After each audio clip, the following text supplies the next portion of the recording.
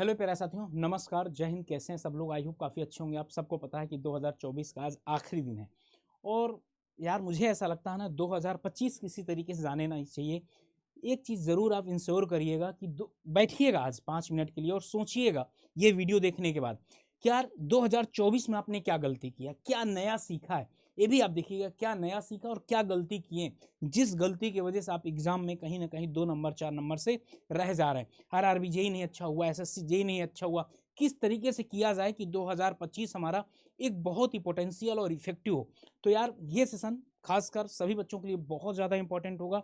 शुरुआत से लेकर लास्ट तक देखिएगा कि एसएससी जेई 2025 फर्स्ट अटेम्प्ट में कैसे होगा सिलेक्शन, क्योंकि 2025 में आपको पता है कि 2025-26 में इलेक्शन वाला थोड़ा सा दौर रहेगा। कई जगहों पर तो वैकेंसी आएगी और काफ़ी ढेर सारी आएगी। तो यहाँ पर आप लोगों के लिए एक बहुत अच्छा कोटेशन है, बहुत ध्यान से सुनिएगा कि नए अवसर सूर्य उदय की तरह होते हैं। अगर हम ज़्यादा समय तक प्रतीक्षा करेंगे तो हम उन्हें गंवा देते हैं। एकदम सही बात है। जैसे सुबह की किरण होती है और अगर आप लेट जगेंगे तो क्या होगा, वो किरण नहीं देख पाएंगे। तो मैं चाहता हूं कि आप 2025 की किरण देखें। और 2025 में चूंकि नंबर ऑफ वैकेंसी भी बहुत ज़्यादा है, देखिए यूपीटीपीएससी हो गया, आरआरबी फिर से नोटिफिकेशन आने वाला है, आपका एसएससी हो गया, यूपीपीएससी यही हो गया, और राजस्थान के अंदर वैकेंसी हो गई, अभी बिहार के अंदर भी वैकेंसी आने वाली है। यार इससे अच्छी अपॉर्चुनिटी मुझे नहीं लगता पिछले कई सालों पे मुझे देखने को मिली है। आप लोग तैयारी करते रहिए। देखिए क्या करना है, यहाँ पर तो मैं एसएससी का ही बता रहा हूँ क्योंकि बहुत बच्चों का एसएससी होता है। सबसे पहले क्या है कि आप अपने एग्जाम पैटर्न को समझिए। एग्जाम पैटर्न किस तरीके का होता है। यहाँ पर अभी पहले काउंसनल होता था 2-3 साल पहले, लेकिन अब सब कुछ ऑब्जेक्टिव हो गया सर।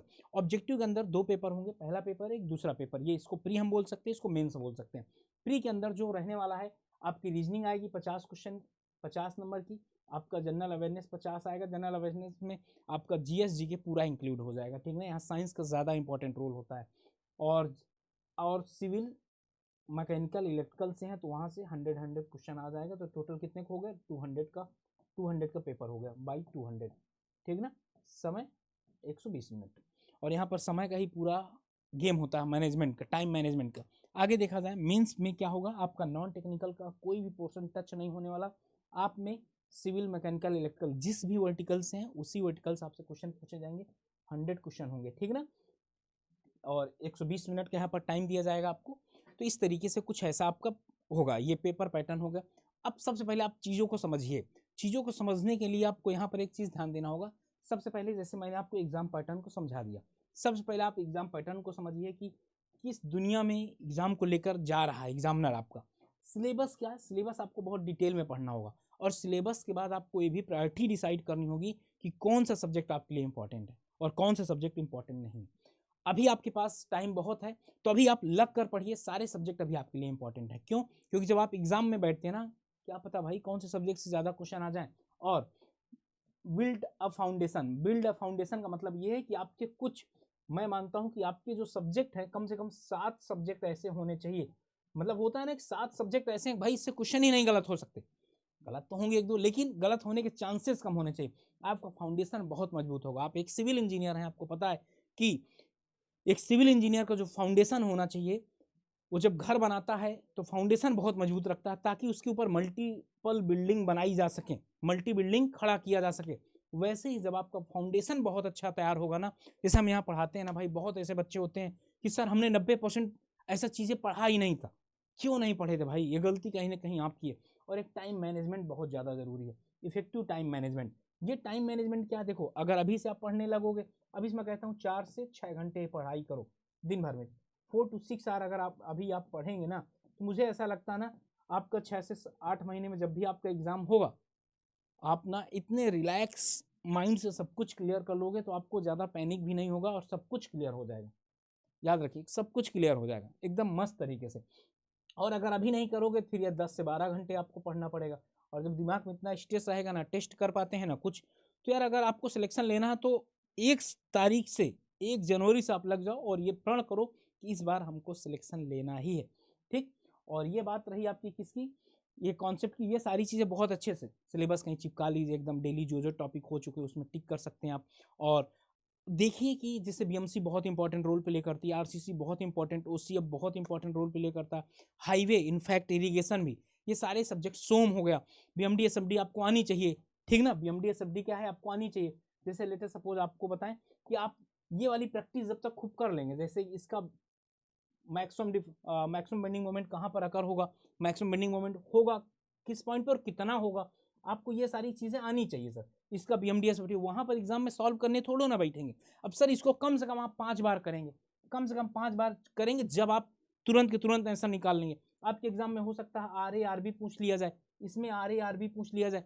इस तरीके से सर आपको पढ़ना है और डेप्थ में जाकर पढ़ना पड़ेगा। और क्योंकि अब एग्जाम वैसा नहीं रहा कि भाई जाओ थोड़ा बहुत पढ़ के चले आओ सिलेक्शन हो जाएगा, वो ऐसा नहीं है। कॉन्सेप्ट क्या, कॉन्सेप्ट में 411 का इसका क्या मतलब होता है, इसका क्या लॉजिक होता है। यहाँ पर इसका लॉजिक अगर मैं बता दूं आपको तो बहुत ध्यान से सुनिएगा। 4 मंथ अपना पूरा का पूरा क्या तैयार कर डालिए, कॉन्सेप्ट तैयार कर डालिए पूरा। अब कॉन्सेप्ट का मतलब ये है कि ऐसा नहीं है कि 6-6 घंटे पढ़ के एक बार रीड करके खत्म। और ये कॉन्सेप्ट प्लस रिवीजन ये दोनों चीजें यहाँ पर कर लीजिए। और फिर एक मंथ में आपका केवल टारगेट होना चाहिए PYQ plus short notes, okay, और फार्मूला नोट्स, ठीक ना। और अगले महीने क्या आप लगाइए, टेस्ट सीरीज लगाइए, टेस्ट सीरीज लगाइए।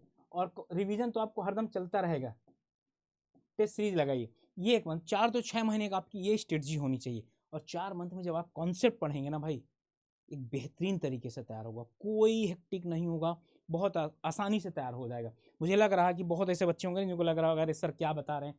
भाई मैं बता दूं, यही गलती करने के बाद 80% एस्पिरेंट ये बोलते हैं ना, सर अब बता दीजिए टाइम नहीं बचा क्या किया जाए। मैं चाहता हूं अपने एक्सपीरियंस से आपको बताऊं कि यार आप जो अभी गलती कर रहे हैं वो गलती ना करें सर। तो कॉन्सेप्ट आपका ये होना चाहिए सारा कुछ, इसको बहुत ध्यानपूर्वक आप नोट कर लीजिए कहीं पर, आपके पास ये होना चाहिए। हाँ, अगर कभी आपका मन किया सैटरडे संडे तो PYQ भी लगा लिए। GS अभी से आप पढ़ना स्टार्ट कर दीजिए, करंट अफेयर अभी से आप पढ़ना स्टार्ट कर दीजिए। इसमें किसी भी टीचर की अभी आपको जरूरत नहीं है हाल फिलहाल, लेकिन जब भी पढ़ाई करिए ना, जब मतलब कोर्स में इनरोल कर लीजिएगा तो प्रॉपर तरीके से इनको भी पढ़ते रहिए।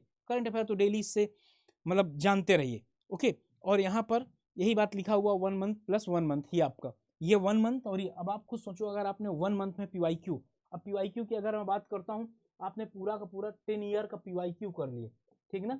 हम जो बच्चे पहले से तैयारी करते हैं ना उनको हम सजेस्ट करते हैं कि SSC JEE का कर लो, और 5 ईयर का आप PYQ कर लिए, IES का PYQ कर दिए। और अगर टाइम है तो 2 से 3 साल का आप ना गेट के 1 नंबर वाले क्वेश्चन कर लिए, 1 नंबर वाले क्या कर लिए, क्वेश्चन कर लिए 1 नंबर वाले। अब देखो ना कैसे सिलेक्शन नहीं होगा सर, करिए ना आप, बिल्कुल सिलेक्शन होगा। और जो मेहनत वैसे ही बच्चों का होता भी है, ये भी बता दूं, नहीं बाकी बच्चे ऐसे घूमते रहते हैं, टहलते रहते हैं, वो हर साल रेजोल्यूशन लेते हैं और हर साल तैयारी करते हैं सर। अब यहाँ पर कुछ बच्चों को डाउट होगा सर कोई अच्छी चीज़ बताइए जिससे कि हमको, मतलब पहले तो आपको बता दूं कि आपके एक्सपर्ट गाइडेंस और एडमिशन के लिए नंबर है, आप यहाँ पर कॉल कर सकते हैं। और अगर आपको ऐसा लगता है कि सर ये नया साल भी आने वाला है तो नए साल में कुछ ऐसा ऑफर बता दीजिए जिससे कि हमारा भी कुछ बेनिफिट हो जाए, तो मैं बता दूं सबसे पहले अड्डा 24/7 ऐप को डाउनलोड कर लीजिएगा। और यहाँ पर ऑल कोर्सेज में AEJ वाले में जाइएगा। कहाँ पर, AEJ में जैसे क्लिक करेंगे आप, सिविल, मैकेनिकल, इलेक्ट्रिकल किसी भी वर्टिकल से हैं, हाँ रिलीवेंट आपका वर्टिकल होना चाहिए। आप सिविल से हैं तो सिविल में देखिए ना, यहाँ पर आपको एक चीज जैसे SSC JEE है, ओके, ये RM 1.0 जो है ना, ये इसीलिए RM इसका नाम रखा गया है। आप इसमें जाकर इनरोल कर सकते हैं SSC JEE में। यहाँ पर इससे कम कॉस्ट में क्या ही चाहिए, 1998 रुपये। और अगर आपको डिस्काउंट चाहिए तो आप Y579 जो आप लोगों के लिए कूपन कोड बनाया गया, 1817 रुपए का आपको बैच मिलेगा। वैलिडिटी 2 साल के लिए है। सारे सब्जेक्ट यहाँ पर लाइव मिलेंगे आपको, ठीक ना। और लाइव होने के बाद वही रिकॉर्डेड में कन्वर्ट हो जाएंगे सर। और आगे अगर बढ़ा जाए तो सर आगे बढ़ते हैं, तो आगे आप लोगों के लिए RRB JEE भी अगर फोकस कर रहे हैं तो ये बैचेज हैं। मेरा मानना है कि आप महापैक में इनरोल करो सर। किसमें, महापैक में। जब आप महापैक में इनरोल करोगे, यहाँ पे 2099 रुपये दिख रहा है, तो आप लोगों को क्या करना है, आप लोगों को कूपन कोड यूज करना होगा अगर आपको डिस्काउंट चाहिए तो। कितने का, 1908 रुपये का पड़ रहा। तो जाओ फटाफट इनरोल कर लो, क्योंकि नए साल का गिफ्ट है। और नए साल का ये जो गिफ्ट मिल रहा है आपको, ये जल्दी से यूटिलाइज कर लेंगे तो जो पेड बैचेस की लाइव क्लासेस चल रही ना, उसमें आप इंजॉय कर सकेंगे सब्जेक्ट के साथ। और नया साल है आपका कल, तो आप सभी लोगों को नए साल की ढेर सारी शुभकामनाएं मेरे तरफ से। आप और आपका परिवार बहुत उन्नत करें और आपके माँ बाप का जो सपना है वो आप पूरा कर सकें। तो इसी के साथ मैं अलविदा चाहता हूँ, और ऐसे ही इन्फॉर्मेटिव वीडियो आप लोगों के लिए बनाता रहूँगा जब तक आप लोग ऐसे प्यार दिखाते रहेंगे। इसी के साथ अलविदा, okay, bye bye, love you, thank you and Jai Hind. Video को लाइक कर दीजिएगा और अगर सेशन सही लगे तो चैनल को सब्सक्राइब करना मत भूलिएगा। चलो जय हिंद साथियों।